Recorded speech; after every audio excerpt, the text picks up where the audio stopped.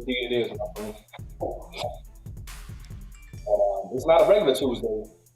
It's kind of like our Super Tuesday, but we got a great fight card coming up this weekend in the UFC. Your boy Teflon Dana, keeps pulling it off, bro. So that's what type of time we want to do. All right. Well, we'll get into it right after this.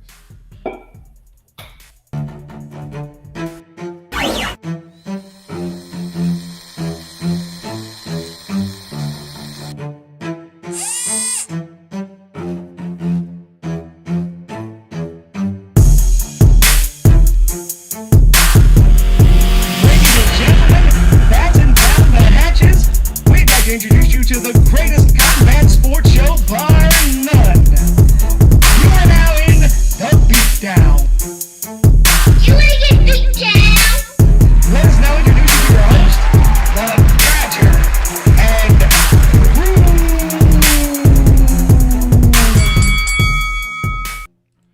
What's going on, family? Wow, the Badger was here. I guess Uncle Dana. Oh, okay. I thought Uncle Dana may be called and they cut you off. No, none of that. Not today, brother. So welcome to the Beatdown. It is Tuesday.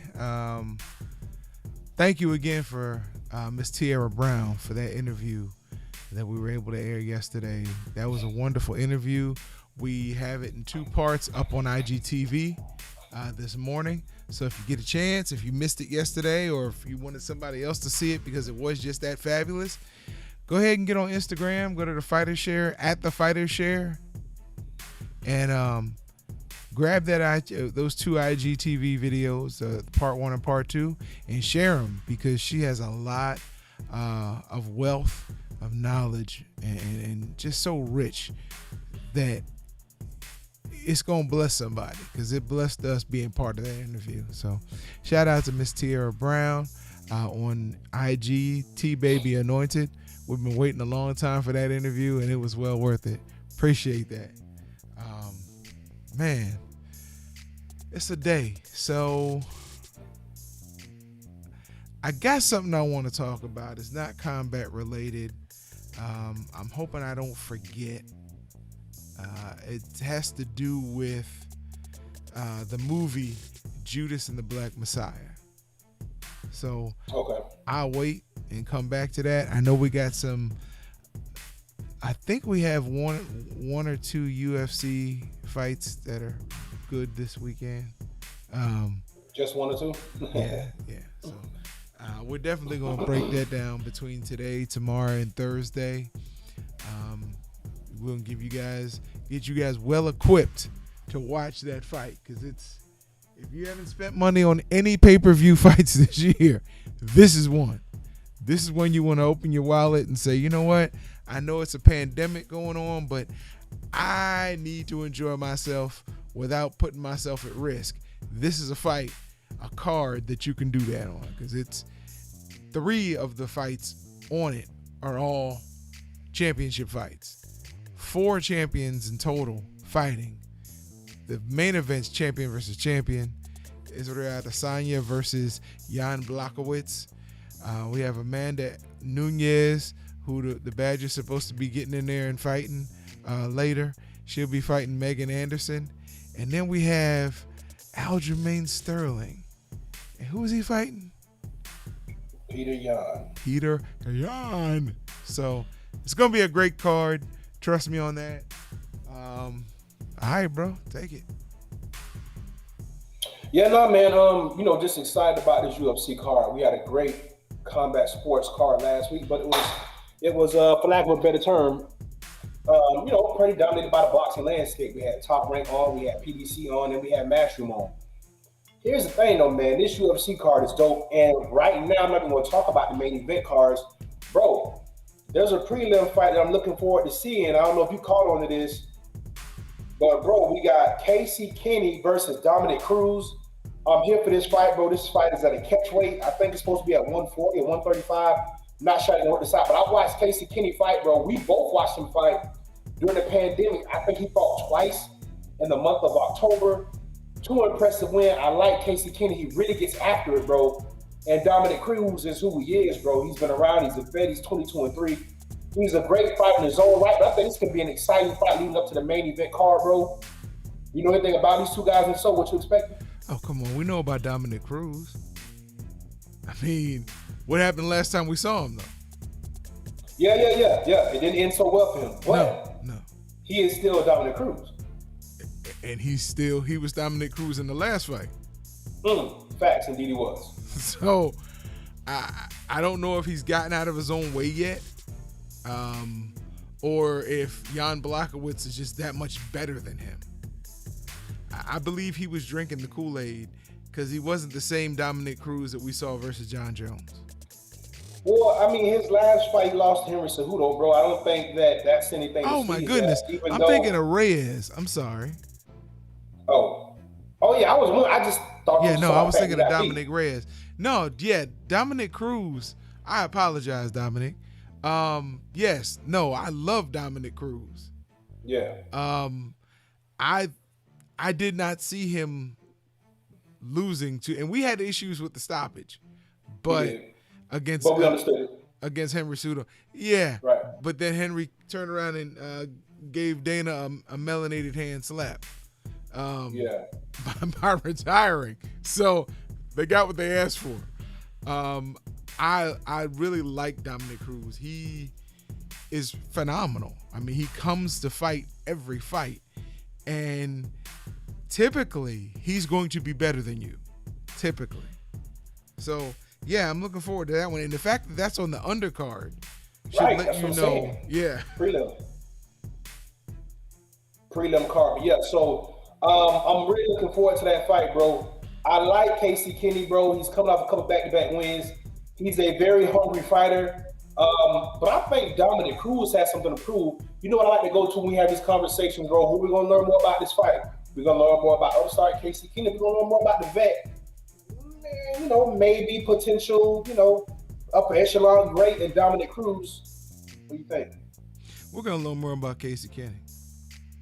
Okay. We already know Dominic Cruz.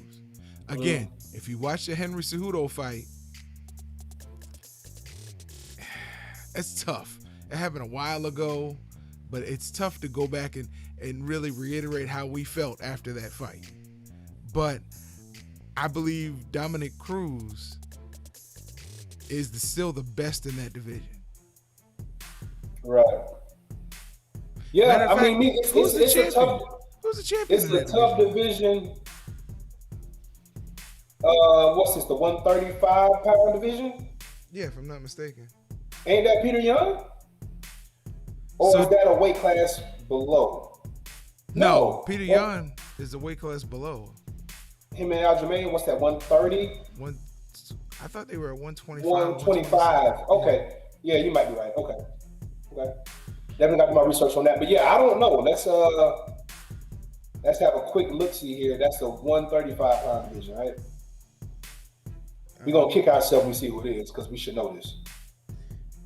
Okay, you said the fight was at a catch weight. Yeah, 135, and Casey Kenny's 125. Got it. Which is interesting. Yeah, it is. That is.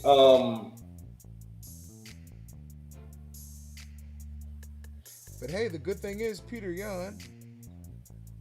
I can look right away and see what he weighs. Peter Young is the bantamweight champ. 135. Yes, I was right. That is the division. Yeah. But you weren't confident. No, I was not. We had to go to the cards. But yeah, I mean, this is a tough division, top to bottom. I mean, I'm a big fan of Kai Car France. I like the way he attacks submissions. We both were in love with Brandon Royval. We saw him over the pandemic. He fought great. Alex Perez showed up. Joseph Benavides, Brandon Moreno. I'm sorry, wrong division. My bad. Yeah, Dominic Cruz got a tough uphill battle, man. I mean, Pedro Munoz, Frankie Edgar, Myron Moraes, Jose Aldo, Cody Garbrandt, Rob Fant, who's been coming on. Corey Sandhagen, Aljamain Sterling, Peter Young. Don't know if he beats any of those guys, but on a good day he could. You're right, but we learn more about Casey Kenny in this fight. Is he ready to take that next leap up because Dominic Cruz at this point looks like he may be relegated to a gatekeeper. I don't like you said. I don't know if he beats. I think he guys. beats a few of those guys. Here's the thing: they couldn't beat Henry Cejudo either. Right, but I mean, when you start talking about Jose Aldo doesn't look the same. But I mean, that was against Peter Young, Cody Garbrandt's resurgent, Frankie Edgar, who's been here forever. Austin Sal, who we didn't give a lot of credit to, he did well when we saw him over the pandemic. I think a lot of these fights, maybe he's not favored, but I mean, he's still game, so you're right. And it's a fight. Anything can happen, right? Right.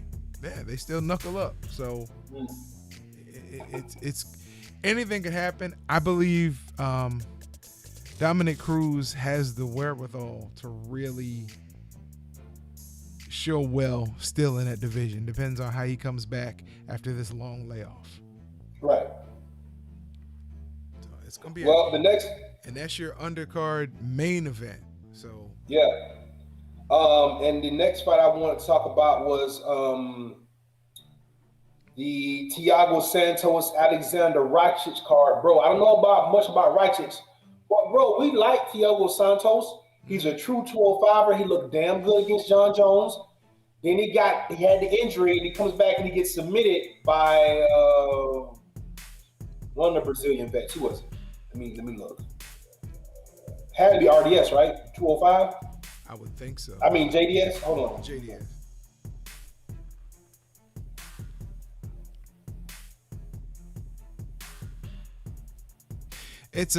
It's interesting that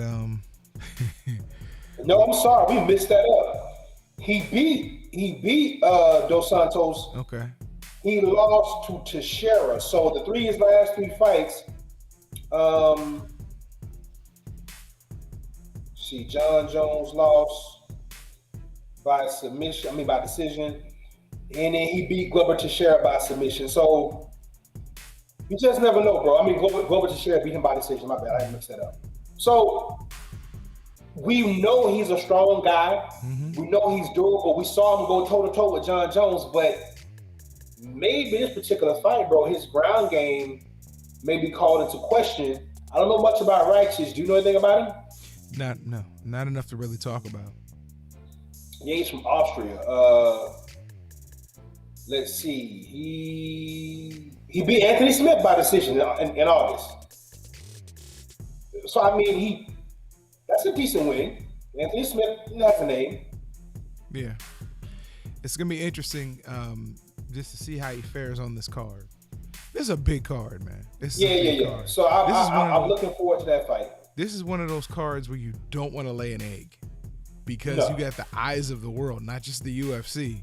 Oh yeah, but the world on this card, and everybody in watching. A lot of people be watching the undercard who normally don't watch the prelims, so they'll be watching them this time.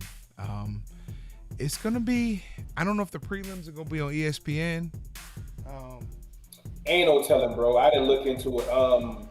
Let's see. So we have the fight against Islam Makhachev against Drew Dober. I feel bad because I don't know about either one of these guys. Neither one of them are ranked inside of the top 10. They're both on the outside looking in. 14 against 15. So this should be a very good fight. A very good fight. Yeah. A very good fight. And for us not knowing anything about Rakic, bro, he's ranked number 4 in the light heavyweight division. Well, who does the rankings? And on that note, we get to the meat and potatoes. Anything you want to talk about before we dive all the way down into probably just one of these fights? So we can talk about all three of these fights deserve their own show, I would assume. But if you want, we can start with low-hanging fruit and go after the Amanda Nunes Megan Anderson card if you like. That's not low-hanging fruit. That's the co-main. Well, no, I'm talking about in our assessment of what possibly could go wrong to give the child an opportunity to win. Yeah, I'd like to see an upset in this one just for a shakeup, but realistically, I don't see an upset in this one. I know we don't pick fights, but you look at it on paper. You got Amanda Nunes versus Megan Anderson. Most people are saying versus who? You got to look Megan Anderson up. She can fight. She's long. She's accurate. Bro, yeah. But, she's taller. But has she tasted Amanda Nunes' power? Well, here's my thing. Yeah. That is probably the first question I'd ask. The next question would be what I saw of Megan. It's Megan, by the way, because she's Australian, I think, or New Zealand. You know what? I feel so bad. I shouldn't get that mixed up. I want to say she's Australian. So for the purpose of this show, Megan, you're gonna be Australian. Don't kill us if you're New Zealand. So yeah, bro. She is long, bro. I think she's about six. What is she? 5'11"? Something like She's that. tall, bro. She's almost 6 feet tall. Bro, I love her kicks. I love her kicks, bro. She's a good kicker, bro. Now, I don't know about her jigs. I can't speak to that, and I probably would not recommend her testing it out against Amanda Nunes. Megan Anderson does look, she looks a little, she almost look a little thin, but I don't know if that's because I'm looking at her just because she's tall. Because Amanda, not only her having actually almost broke my clavicle, but she's a solid woman, bro. She's not little. Her back, her shoulders, her legs. But she's solid, 10 pounds. Bro. She's 10 pounds lighter than Megan Anderson. And is that because Megan is just, see, you know body types, right? Basketball players, if you think about it, usually weigh more than people that are shorter, but that doesn't mean they don't have more mass. So when I'm thinking about this, I'm looking at, like you said, when it comes down to just the pure strength advantage, is Megan going to be able to stand up to that? And I don't know if her body is built that way, but she does appear to be, she looks, like I said, she looks lanky, bro, but I'm thinking that that's just because I'm watching her, because against the rest of her opponents, she may be bigger than Nunes going into this fight, bro, and that's going to be interesting. Because if she's bigger, then if she can take a Nunes punch, then now we might see something interesting here, because she's not afraid to mix it up. Nunes naturally fights at 135. Okay. She came up and look, Amanda Nunes came up a weight class to fight Chris Cyborg. Chris Cyborg was visually, arguably bigger than Amanda Nunes. Chris Cyborg was a victim of that overhand right. And once Amanda hits that target, she keeps hitting that target. She's not the best striker. When I say that, she doesn't have the best jab, the best boxing, but she's got that game changer. She's got what Ngannou has for the men. She has what Rosenstrike used to have for the men. She has that game changer, that overhand right. And when she goes to the body, it's not technically perfect, but she has tailor-made that thing to fit her game. I'm interested to see when she has a taller opponent that is 10 pounds heavier, that I don't think will be as susceptible to that overhand right, and is not afraid to throw kicks to your face, to your chest, to your stomach, to your legs. It's going to be interesting to see if Amanda follows her normal game plan, which is to come in, punch you till I can get you down and beat on you on the ground. Yeah, but will Megan Anderson, will her game plan, will her strategy be one track oriented, meaning that the only opportunity that you have to win this fight, Megan, is to make sure that your height, which is your greatest asset, is constantly in motion. Range finding, and pinpoint accuracy. I don't know if she can do that for 5 rounds. I just feel that even though and I hate to say this because you're right, she's a 45er, and because she's so tall, she's probably a very big 45er. But Amanda Nunes looks so strong, bro. Like, when you see her, bro, she just looks so solid. If the fight turns into a fight and it becomes where she can get inside Megan Anderson's reach, whether it be via the jab or slipping those kicks, if she can get in, bro, I just don't know if Megan's going to be showing up. And I hate saying it because it's coming from such a place of ignorance, because Megan is clearly the taller, and like you said, 10 pounds naturally heavier, but it's just something about Amanda on fight night. She just looks so much stronger than the rest of the women that she fights. I don't know, but that's why I feel like Megan has to keep this fight. That jab, that front kick, that teeth, that round kick, that has to be her whole MO. If a Nunez gets close or gets within range to do anything, bro, I just don't see how this is gonna work in her favor. Because Megan is so long, I can see her really making use of those knees. Now, And she's done that. keep in, She's shown that to her keep fights. in mind, when Amanda enters her strike zone, she's swinging. It's unlike a lot of people who just try to enter that strike zone and then try to push you up against the cage and work you. Amanda, when she gets within striking range, is swinging. Then when she gets beyond that, now she's trying to rough you up against the cage or take you down.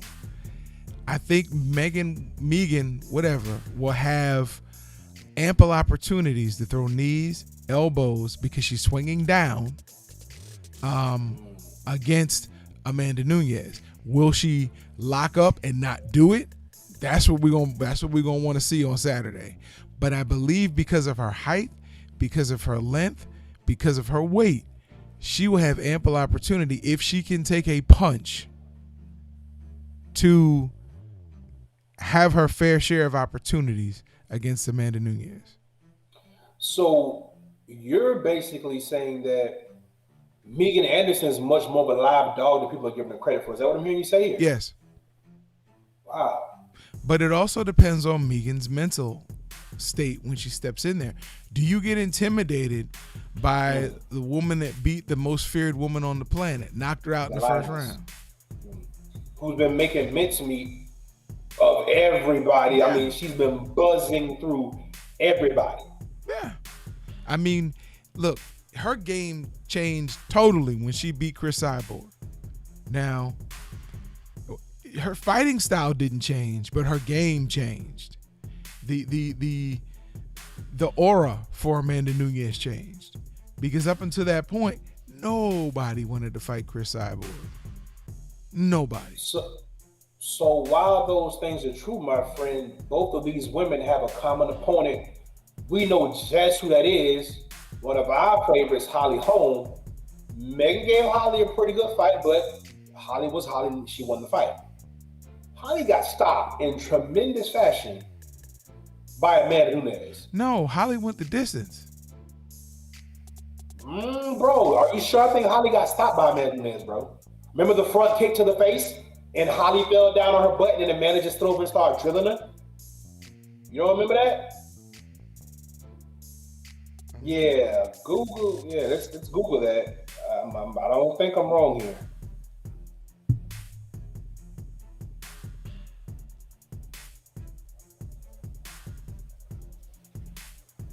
Well, keep talking, bro. We don't need that air.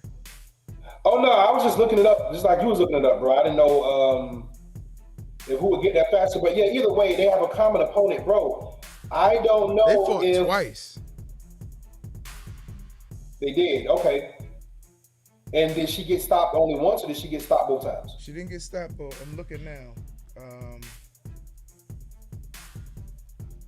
But yeah, either way, these women have a common opponent. I just see where Amanda was able to just stop Holly Holm. Yeah, she knocked her out in the first round, and you see up UFC 239 back in July of 2019. Right, but That was the last time they fought. I thought they fought on 245 as well. That I don't know, but she did stop her a couple years ago. So whatever that is, my point holds true. We've seen her stop Holly Holm. Bro, I don't know if Megan Anderson is as good as fighter as Holly Holm. Now, where she does have the advantage is she's significantly taller with lower striking ability, but we like Holly Holm over everybody except for Amanda Nunez. Am I incorrect when I say that? Yeah. Okay. I mean, we like Holly against a lot of people, so I don't. Styles make fights though, bro, and that's why I'm saying again. It depends on which Megan shows up for this one. Originally, I just thought it was just another fight to give Amanda a payday and another notch on her belt. So the more I look into it, though, the more I realize this may turn out to be a better fight than most people. Again, though, we know what we're going to get from Amanda. We know that. We don't know what we're going to get from Megan Anderson. And Yeah. again, because of that aura, she may be afraid. She may have lost the fight before she gets in the cage, and that a lot of times happens with Amanda Nunes. Like it still sometimes happens with Chris Cyborg, which still wants Dana White to give her rematch. But he fired her before she can get her rematch with Amanda Nunes. So, hey, I say that to say this: not everybody's afraid of Amanda Nunes, and Megan may not be. We'll see. No, and listen, and for us as fight fanatics, bro, I would hope that she's not afraid. I mean, first of all, we know she's not afraid, but I get what you're saying. She's going to be willing to go in there and try to win the fight versus not losing the fight. I'm with you on that, bro. I think that anybody that gets into that cage deserves utmost respect. I don't think Megan's afraid, but what's going to happen when it gets tough? That's where we're going to see the difference. That's what people separate. That's where the champions separate from the contenders. When it gets tough, can you make the adjustments and rise to the occasion? We know Amanda can do it. She's been doing it every fight for the last how many years? But you only find out, like Mike Tyson said. Everybody quotes Mike. Everybody's got a plan until they get hit in the mouth. So that's when you find out really how you're going to be able to react, how you're going to be in that fight. Listen, we all know Amanda Nunes is she's gifted with that right hand. She's gifted with her feet, and she's very good on the ground. She will take you down and beat you up on the ground. Mm-hmm. But if a striker is able to get her at range, and then when she gets in beyond those forelimbs, the fist and the feet, work the other ones, which are the knees, and then work the elbows, they will have a shot, especially because they're taller. But you got to use your height. You can't give it away. And that's what I see so many fighters do, especially when they're tall. They don't fight tall. Yeah. They go down, and they let people get in on their legs. No. Get that tripod base and use those elbows while she's down trying to take you down. Drop those elbows. Either straight down or come across with it, but utilize your elbows. That's the only way you're going to be able to deal with that level of a fighter.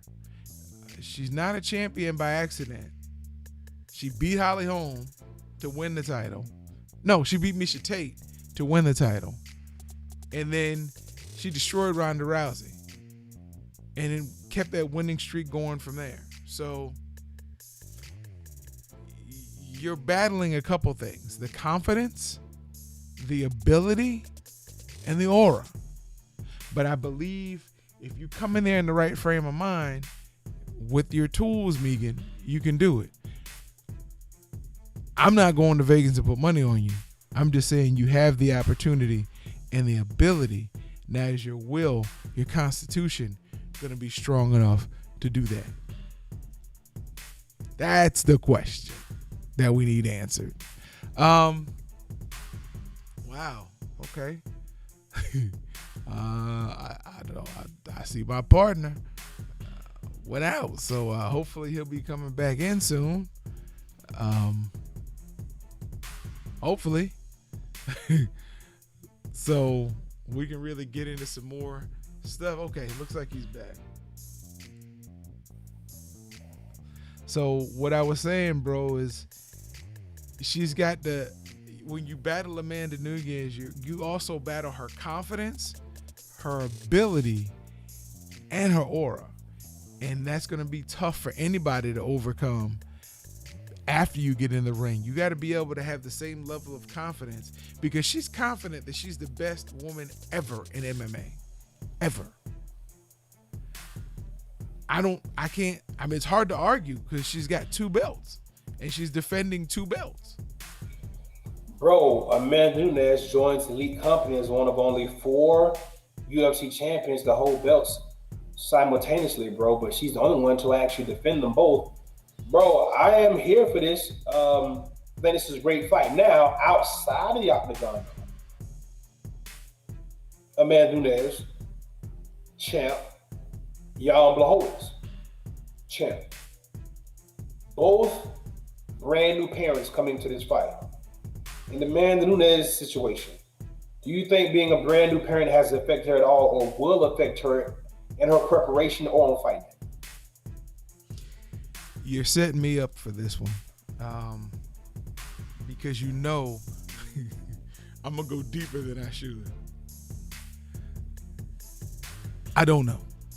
I'll just say that I don't know. I don't know if it will affect her. I know she's happy, but I don't know how differently it affects a fighter than giving birth.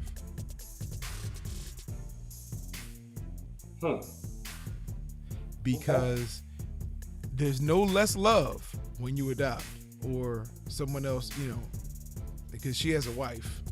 I don't know if her wife gave birth to the child. Yeah, no, she carried it. Okay, so when again, love is not determined by a biological attachment, but there's certain feelings that you have. It's strengthened by one though. Yes. Well, sometimes you got some people it doesn't affect them at all. But when you have in most cases, you're right. When you have a biological attachment, when you sired or carried a child, there's something there that either pushes you when you're in a combat sport or it pulls you away. Because now it makes you apprehensive.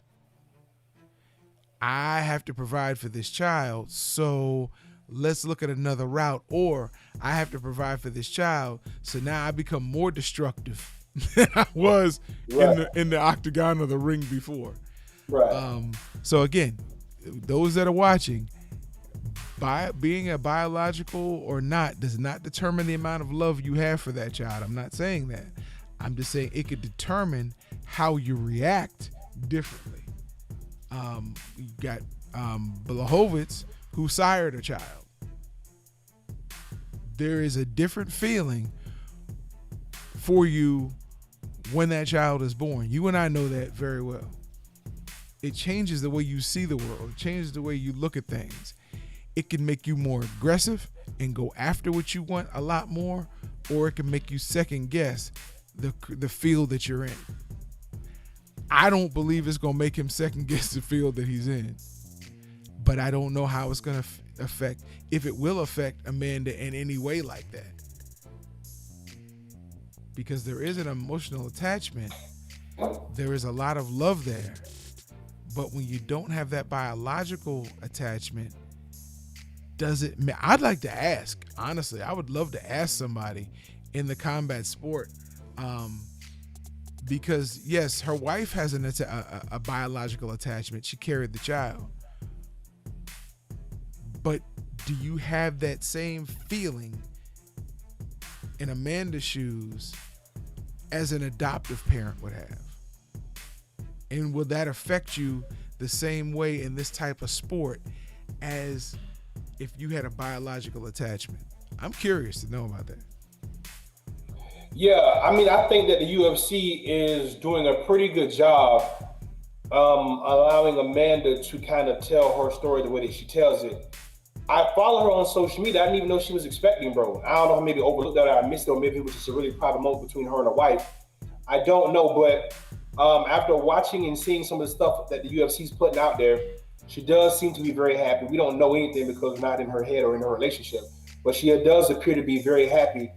Listen, man, the more I watch Amanda, the more of a fan I become. And to be honest, even when I met her, bro, that's what won me over. She's such a sweet and pleasant woman, bro. Like, it was humble. Like, there was no, bro, you're the best fighter in the world in 2 weight classes, and you just walk around as if. What year did you meet her? This was the end of 2019. I thought you met her well before that. Okay. No, this was as we were preparing for our fight to DR. Okay. That was December 2019. Wow. So I met her. That had to be like around October, November 2019. Okay. But just a very humble woman, bro. Just as nice and as pleasant as can be. So when you meet somebody of that kind of status, and they seem and they appear to be a genuinely good person, makes you want to root for them, bro. So And then, of course, with everything that surrounds Amanda Nunes, her lifestyle and her story and all that, bro, I kind of want to see her win, bro. I really do. Yeah, I like Amanda Nunes. I do. I mean, I know people feel like, oh, he can't stand her. He's a Cyborg fan. I was a Cyborg fan, but I was rooting for Amanda Nunes when she bust Ronda Rousey's face open too. And you can be an Amanda Nunes fan and a Chris Cyborg fan. Ain't nothing wrong with that. Now, I was rooting for Cyborg in the fight that she had against Amanda Nunes. For sure. But they never going to fight again, so you can still be a Cyborg fan. It works out. And that's the part I have the problem. But I know you want to fight again. You want the rematch. Yeah, it's going to be hard, bro. Unless Cyborg... I think... I honestly believe there should be some arbitration when stuff like that happens. And here's why. It happened. The same thing happened to Demetrius Johnson. I don't get my rematch. I got robbed. I don't get my rematch with Demetrius Johnson, and you trade me to another organization to make sure I never get my rematch. But the situations are a little bit different. We knew I said it what was UFC different. was doing. Oh, okay. Right. I said we knew what UFC had been doing to the Mighty Mouse for years. Right. So, but now you got Chris Cyborg, who you created a weight class for. And the funny thing is, when you go back in history, when Ronda Rousey came into the UFC, she came in from Strikeforce. She came in saying, "I want Chris Cyborg. I want Chris Cyborg. I want Chris Cyborg." But once she got that title, she didn't want to give Chris Cyborg a fight. So they created a division for Chris Cyborg, which she ruled, and a lot of women didn't belong in that division, but they had to put somebody up there to fight her. Right. So then she gets Amanda Nunes. Chris Cyborg could have shied away, but no, she took the fight. Amanda took the fight, head to head. Amanda got the best of her, knocked her out, shocked the world, literally shocked the world. But then Chris is like, okay, I want my rematch. And Dana White's like, oh, your contract is up. We're going to let you go. It's like, wait a minute. That's why I'm saying an arbitrator should be able to come in and make that decision. Because if I have a rematch clause in my contract, which they stated Chris did, but your contract is up with the brand, which one supersedes the other? Right. So, again, shout out to Amanda Nunes. She won that fight. She won that belt from Chris. She's been defending both belts. All props to you. But because I'm a Chris Cyborg fan as well, it's one of those things that I can't let go with Dana White. When people talk about how great Dana is, I'm like, no, Dana's. Bro, listen, it's always going to be chinks in the armor now. We're going to always be able to reflect back on stuff, just like no matter how great Canelo is, we're going to always go back to the computer wall. Listen, at the end of the day, bro, he's getting it done. I'm excited about this card. I think we've done these women justice. Well, at least we didn't do this justice. Yeah, we didn't get to dive too deep into Megan because we don't really know a lot about her. She came from, was it Invicta? Yeah. But we also created an interest in Megan. So maybe people will go look at her and say, okay. Yeah, because she definitely dominated where she came from. And shout out to everybody down under, man. I know they don't like to be lumped together, Australia and New Zealand, but for the rest of the people on top, shouts out to everybody from down under, man. They put out some fighters, man. Shout out to the Aborigines. What's left of them, indeed. As we transition from the UFC, bro, just a little bit before we come up against it, bruh, did you see what happened to Zhang? Did you see what happened to him? To who? The Zhang, the heavyweight Chinese box heavyweight. I saw what happened to him in the ring. I didn't see what happened afterwards. He went to the hospital. Oh. And I told you after that fight, when he was walking back to the hospital, I said, Zhang looked like he was all together. It's not a laughing matter in that sense. He's since been released from what I saw. He's okay. But yeah, I don't know if we're gonna ever see Zhang again, bro. That might be the end of this Chinese dynasty. Or are they gonna put him back in ring to eventually get sacrificed because he is just not good, bro? Now they better put a basketball in his hand. Oh, it's too late for that, man. Okay. What they need to do is let us broadcast it to China. Let us broadcast. Open up your internet just to us, Yeah, just us.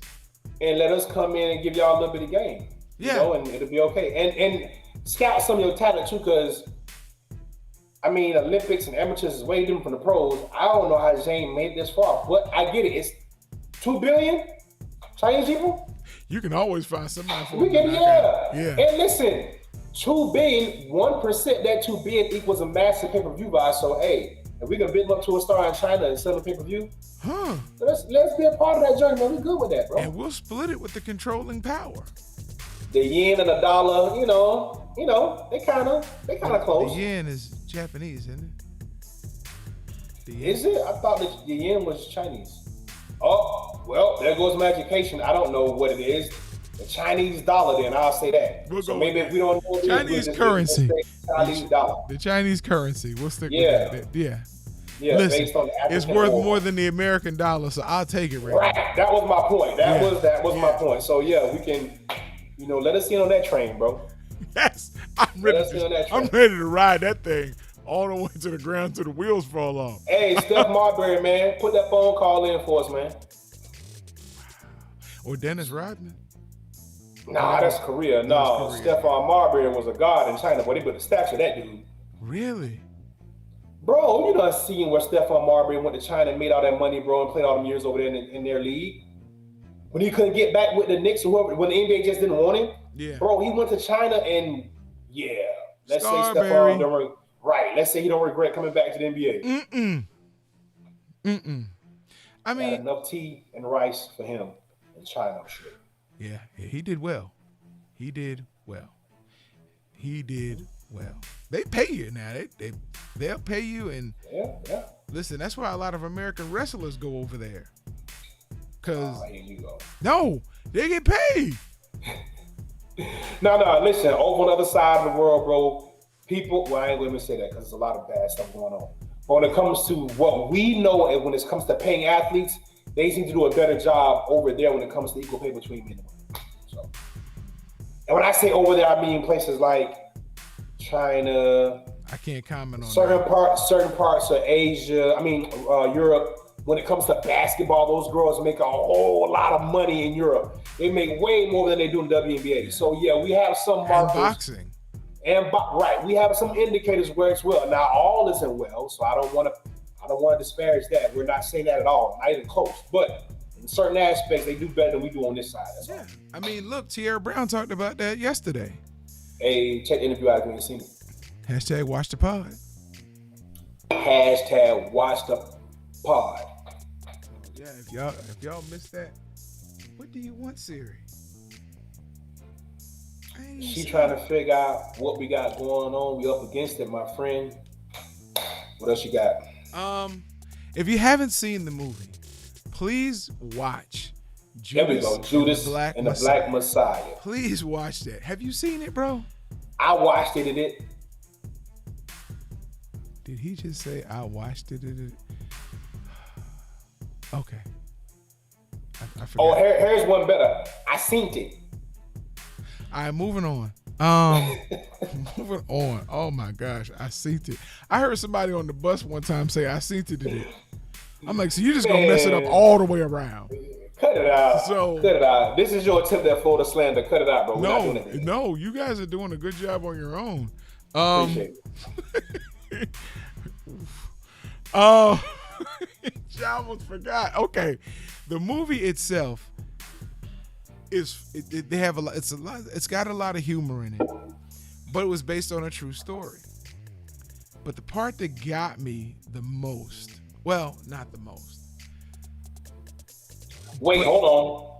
Spoiler alert. If you haven't seen the movie, this is your opportunity to leave this podcast. No. I'm not gonna. And go check it out. I'm not gonna discuss exactly what happened. Oh, okay. But when Never you mind. get to the end, do not stop watching. Because Oh yeah, it's definitely like some Marvel type thing going on. So yeah, you definitely want to watch past the credits and watch and see what else goes Yes. on. I'm in the room with you. it's gonna bring it home. It's gonna tie Oh, yeah. everything that happened in the past to right now. Yeah. And it just it made me feel a certain way. Plus, I had just watched Eyes on the prize. no. I'd seen that Eyes on the Prize episode But Oh, okay. then I watched Black Klansman. Oh. And have you seen that one? Yeah, it wasn't a bad movie. I think I enjoyed that. It was straight. And again, what happened in the very end, around the credits, brought it home. It's like another true story. But Judas and the Black Messiah, really, in a nutshell, when you realize that Fred Hampton was killed at 21 years old. That's my whole thing, bro. That's what I've been saying to everybody. I say, bro, these were children, dude. And people get mad when I say that, but bro, anybody that's lived past 21 knows that 21, yeah, you can legally go and poison yourself and buy alcohol and do a bunch of other reckless stuff. But bro, you're still very much a child at 21. And that's what he was. What they were doing back, and that's what they was doing back then, how strong they were, what they stood for, bro. I'm almost ashamed in some aspects, bro, because that was different. And again, I bring it up that he was 21 when he was killed, because when he got this thing rolling, he was literally a teenager. A teenager. So he understood, and it's gonna sound horrible, but he understood like I did at 16, 17. When I lived in Hernando County, right between Brooksville and Spring Hill. And I realized that whether you were in the Klan or you were black, you were poor. And the dividing line was not your color, but it was your wallet. So if you could get people to understand that you were being played by an establishment. That's why I asked the other day, what did you do before you were black? Because we got to understand that these are tools that are used for divisiveness. And what made Fred Hampton so dangerous is the fact that he was able to get other people to see that. So watch the movie. It's a good movie. It's an educational movie, and it's also teaching you what's still going on today. Shout out and to also and also it teaches you to keep your damn mouth shut. And if you do the crime, do the time. All right, then. Shout out to my mom. I mean, if old boy would have just did his time, but none of that would have happened. He wasn't able to do his time. They didn't let him do his time. It wasn't like he had it, because he was going back to do his time. No, but he had a choice, especially once he saw it happen. He had an opportunity to get to back up out of that situation, and he didn't. Oh, okay. You mean the Judas? Yeah. And if you get a chance, watch his video from 1990 on Eyes on the Prize, and then find out on YouTube. On YouTube, and then find out what happened to him a couple days later. Yeah. I'm sorry, brother. Go ahead. No, it was a good movie. Shout out to my mom, my wife, my daughter. You want to get beat down? Shout out to my pops, family, friends, Fighter Share Nation. Shout out again to Tierra Brown and to Miss Raquel Miller, who's still dealing with her loss. Look, we're all human, no matter what we do for a living, and just because you watch us on TV doesn't mean we're any less human. So shout out to Miss Raquel Miller, who's dealing with life as the big adjustment hit her. And that's about it. Shout out to all you Fighter Share Nation. I turn it over to my bro. Yep. Well, that's pretty much it, man. I ain't gonna hold y'all long. We appreciate y'all for rocking with us today. Make sure y'all check us out tomorrow on the same time. But we be a little bit more fun, a little more buttoned up, and give y'all a little bit more facts, because I know right now all this greatness you just can't consume. We'll see y'all tomorrow. Fighter Share Nation, we're out of here. Spread a little love and joy. It's real out here. Peace.